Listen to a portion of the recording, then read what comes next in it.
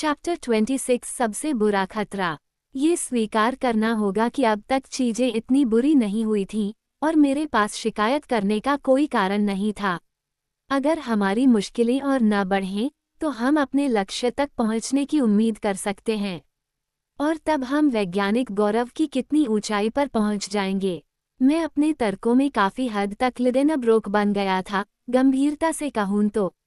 लेकिन क्या ये स्थिति उस अजीब जगह पर बनी रहेगी जहां हम आए थे? शायद हो सकती है। कई दिनों तक कुछ तो बहुत ही भयावह रूप से लंबवत के करीब थे, जो हमें पृथ्वी के आंतरिक भाग में और भी गहरे ले गए। कुछ दिनों में हम केंद्र के करीब 1.5 लीग या लगभग 2 लीग आगे बढ़ गए।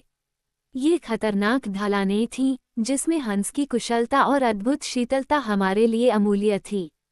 उस निडर आइसलैंडर ने खुद को समझ से परे विचार विमर्श के साथ समर्पित कर दिया, और उसके लिए धन्यवाद। हमने कई खतरनाक जगहों को पार किया, जिन्हें हमें अकेले कभी पार नहीं करना चाहिए था। लेकिन दिन ब दिन उसकी चुप्पी की आदत उस पर हावी होती गई और हम पर भी इसका असर होने लगा। बाहरी चीजें दिमाग पर निश्चित प्रभाव डालती हैं। 4 दीवारों के बीच बंद आदमी जल्द ही शब्दों और विचारों को आपस में जोड़ने की शक्ति खो देता है। एकांत कारावास में कितने कैदी सोचने की क्षमता के अभाव में बेवकूफ या पागल नहीं बन जाते। हमारी पिछली बातचीत के बाद के पखवाड़े में कोई ऐसी घटना नहीं हुई जिसे दर्ज किया जा सके। लेकिन मेरे पास एक बहुत गंभीर घटना याद रखने का अच्छा कारण है जो इस समय हुई थी, और जिसकी छोटी छोटी बातें भी मैं अब शायद ही भूल पाऊं। 7 अगस्त तक हमारी लगातार उतराई हमें 30 लीग की गहराई तक ले आई थी, यानी 30 लीग की दूरी तक हमारे सिर के ऊपर चट्टान, समुद्र, महाद्वीप और शहर की ठोस परतें थीं। हम आइसलैंड से 200 लीग दूर रहे होंगे। उस दिन सुरंग एक हल्की ढलान पर थी। मैं बाकी लोगों से आगे था। मेरे चाचा रोहमकोर्फ के लैंप में से एक को लेकर चल रहे थे और मैं दूसरा। मैं ग्रेनाइट के बिस्तरों की जांच कर रहा था। अचानक पीछे मुड़ने पर मैंने पाया कि मैं अकेला था।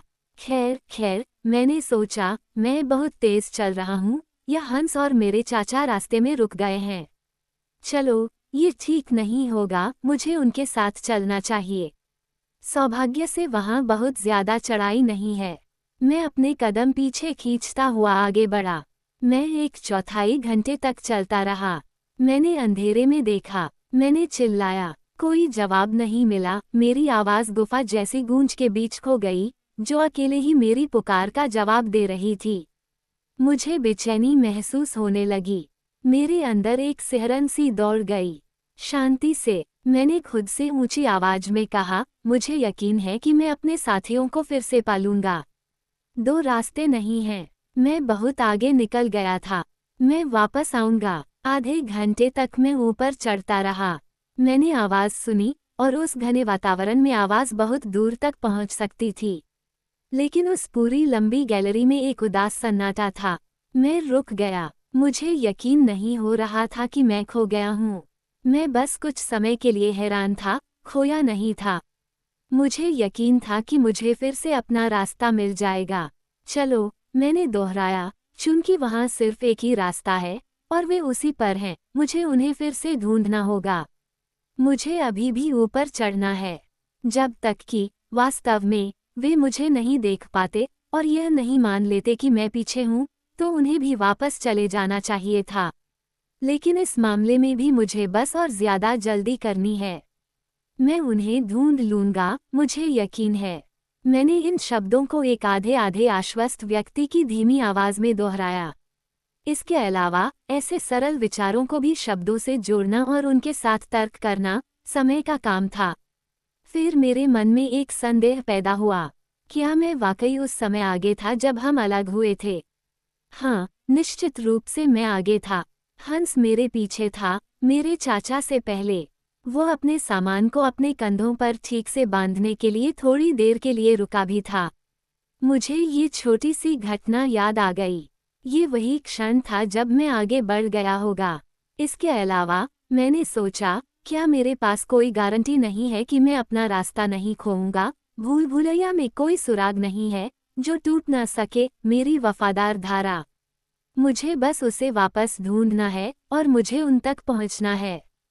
इस निष्कर्ष ने मेरा उत्साह पुनः बढ़ा दिया और मैंने बिना समय गंवाए अपना अभियान पुनः शुरू करने का संकल्प लिया। मैं अपने चाचा की दूरदर्शिता को कितना धन्य मानता हूँ, क्योंकि उन्होंने शिकारी को ग्रेनाइट में छेद बंद करने से रोक दिया था। ये लाभकारी झरना सड़क पर हमारी प्यास बुझाने के बाद अब पृथ्वी की सतह की घुमावदार चट्टानों के बीच मेरा मार्गदर्शक होगा। नए सिरे से शुरू करने से पहले मैंने सोचा कि नहाने से मुझे फायदा होगा। मैं हंसबाक में अपना चेहरा धोने के लिए झुका। मैं अचंभित और हताश हो गया। मेरे पैरों के नीचे केवल खुरदरी सूखी ग्रेनाइट चट्टान ही थी। नदी अब मेरे पैरों के पास नहीं थी।